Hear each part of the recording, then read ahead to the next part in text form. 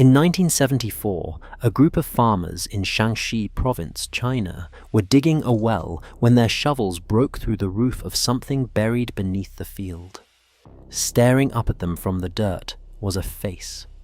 It was life-sized, made of clay, and painted in faded pinks and greens. It was a soldier. Behind it were more soldiers, row after row, standing in formation.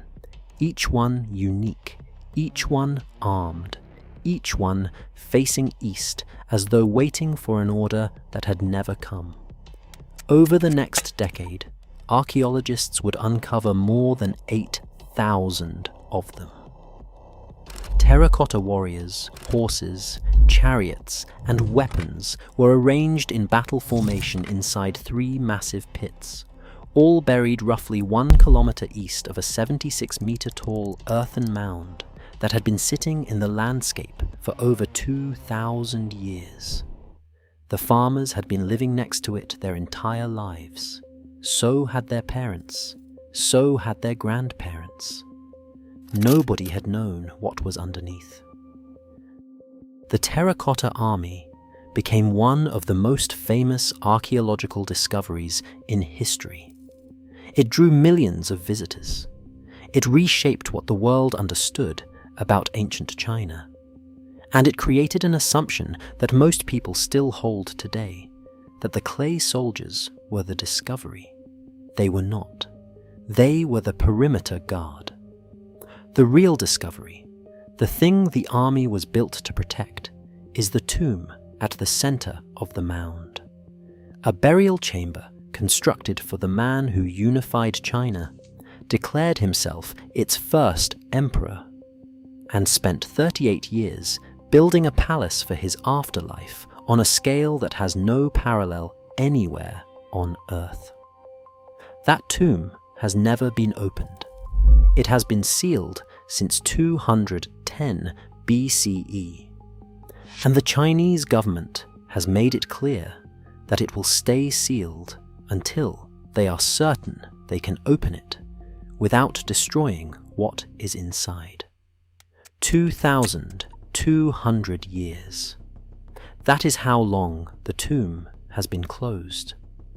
To understand why it remains that way, you have to understand what is believed to be inside it. The only detailed account of the tomb's contents was written roughly a century after the emperor's death by a historian named Sima Qian. His text, The Records of the Grand Historian, is the foundational document of Chinese historiography. It is not myth. It is not legend. It is the work of a court historian writing with access to official records, and for most of its content, it has been confirmed by archaeological evidence. What Sima Qian described inside the tomb sounds like something from a fever dream. He wrote that 700,000 workers were conscripted from across the empire to build the mausoleum. They dug through 3 layers of groundwater. They poured bronze to form the outer coffin. Inside, they constructed a miniature replica of the entire known world. Palaces and scenic towers for 100 officials. Rare artifacts and wonderful treasure filling every chamber. Craftsmen were ordered to build crossbow mechanisms, primed and loaded, designed to fire automatically at anyone who entered. And then the detail that has haunted archaeologists for decades. Mercury was used to simulate the 100 rivers, the Yangtze, the Yellow River, and the Great Sea, all set to flow mechanically. Above, the ceiling was inlaid with representations of the heavenly constellations. Below, the features of the land. Candles made from the fat of a creature Sima Qian called the man-fish were calculated to burn and not extinguish for a long time. For centuries, scholars treated this description with skepticism. Rivers of mercury flowing mechanically through an underground palace sounded like mythology, not engineering. The crossbow trap sounded like the kind of embellishment that accrues to stories about powerful men after they die. Then, in the 1980s, researchers from China's Institute of Geophysical and Geochemical Exploration measured the mercury content of the soil around the burial mound. The levels were not normal. They were dramatically, anomalously elevated compared to the surrounding terrain. The distribution was not random. The highest concentrations were in the northeast and south of the mound. When researchers mapped this distribution against a map of ancient China as seen from the Qin capital, the mercury hotspots corresponded to the locations of the Yangtze and Yellow rivers. The mercury is real. It has been confirmed independently by multiple studies, including a 2020 analysis that detected mercury anomalies in the air column directly above the mound. Whatever is inside that tomb contains a significant quantity of mercury, and the spatial distribution suggests it was placed deliberately to represent specific geographical features. Sima Qian, it turns out, may not have been exaggerating. The mausoleum complex is not just a tomb, it is an underground city. The total area of the necropolis, including the tomb mound, inner and outer walls, and the surrounding pits, covers approximately 56 square kilometers. That is larger than many modern cities. The inner wall alone has a circumference of 2.5 kilometers. The outer wall stretches 6.3 kilometers. Between and around them, archaeologists have excavated hundreds of pits containing officials, acrobats, laborers, bronze chariots, stone armor, and stables with the remains of real horses. The entire complex is modeled on the layout of Xianyang, the capital of the Qin dynasty. The tomb sits in the southwest of the inner city, facing east, exactly as the imperial palace would have been oriented in the living capital. The emperor did not simply build a tomb. He rebuilt his empire underground and placed himself at its center. And yet, for all the excavation that has been done in the surrounding necropolis, the central mound has never been breached. The reasons are not superstition or politics alone. They are technical, and they are serious. When the terracotta army was first unearthed in the 1970s, the soldiers were not grey. They were painted in vivid colours: pinks, purples, blues, greens, and reds. These pigments had been applied over a thin layer of lacquer that had kept the pigments stable for over 2,000 years in the sealed, oxygen-depleted environment of the buried pit. Within minutes of exposure to air, the lacquer began to curl and flake. The pigments oxidized. The colors vanished. Photographs taken during the first hours of excavation show warriors with bright paint that no longer exists. The damage was irreversible. No conservation technique available at the time could have prevented it.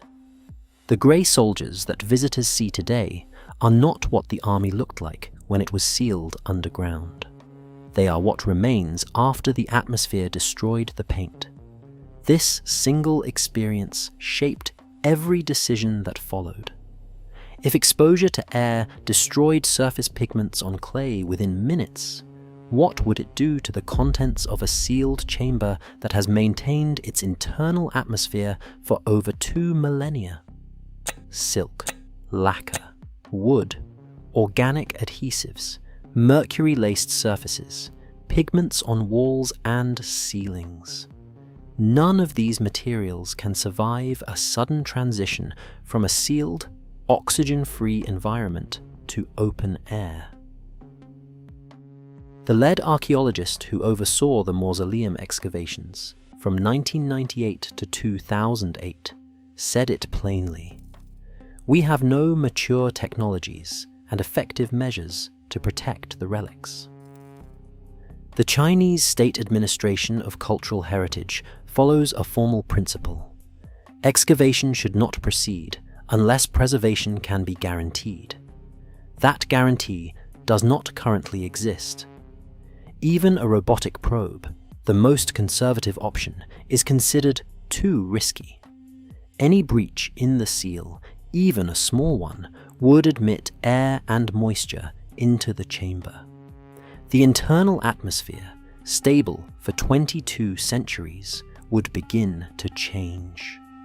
Whatever equilibrium has preserved the contents this long would be broken, and once broken, it cannot be restored. The mercury itself presents an additional hazard. If the chamber contains 100 tons or more of liquid mercury, as some estimates suggest, opening it could release toxic vapor into the surrounding environment. This is not a standard archaeological excavation. It would require chemical engineers, hazardous materials specialists, ventilation systems, real-time atmospheric monitoring, and mobile conservation laboratories operating at the excavation front. Nothing of this scale has ever been attempted. There is also a political dimension. Qin Shi Huang is not a minor historical figure. He is the founder of unified China. His legacy is central to the country's national identity. The mausoleum is a state monument. A failed excavation, a preservation disaster, or a public controversy over damaged artifacts would carry consequences far beyond the archaeological community. The decision to keep the tomb sealed is, in part, a calculation that the risk of failure outweighs the value of discovery. And so the tomb sits, sealed. It is visible on the landscape as a grassy mound, surveyed by ground-penetrating radar that has confirmed the internal walls, gates, and chambers are intact. Mercury vapor rises from the soil above it. It is surrounded by one of the most extensively excavated necropolis complexes in the world. Millions of people visit every year to see the army outside, and they leave without realizing the army was just the beginning. The director of the Qin Shi Huang Mausoleum Museum described it this way: "I dream of a day when technology will shed light on all that is buried there, without disturbing the sleeping emperor and his 2,000-year-old underground empire." That day has not come. The technology does not exist.